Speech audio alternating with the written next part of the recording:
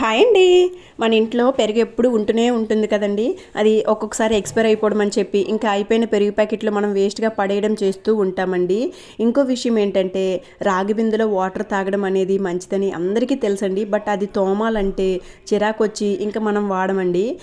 So దీన్ని ఇప్పుడు ఈజీగా ఎట్లా తొంకలో చూపిస్తానండి. ఇలా అయిపోయిన పెరుగు ప్యాకెట్ అయినా లేదా ఎక్స్పైర్ అయిపోయిన పెరుగు ప్యాకెట్ అయినా ఇలా ఒక్కసారి రుద్దితే సరిపోతుందండి. ఇంకేమి ఇంక్లూడ్ చేయాల్సిన అవసరం లేదు.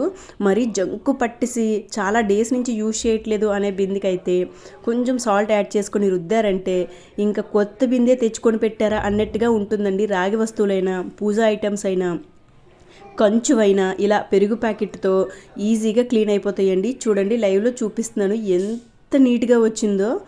ఇగోండి కొత్త బిందెలా తయారైందండి. మీరు ఇలా రాగి బిందెలు తోమడానికి ఏం వాడతారు? కామెంట్ సెక్షన్లో కామెంట్ చేయండి. వీడియో నచ్చితే లైక్ చేయండి. ఇలాంటి టిప్స్ కోసం ఛానల్ ఫాలో అవ్వండి. Thank you, bye.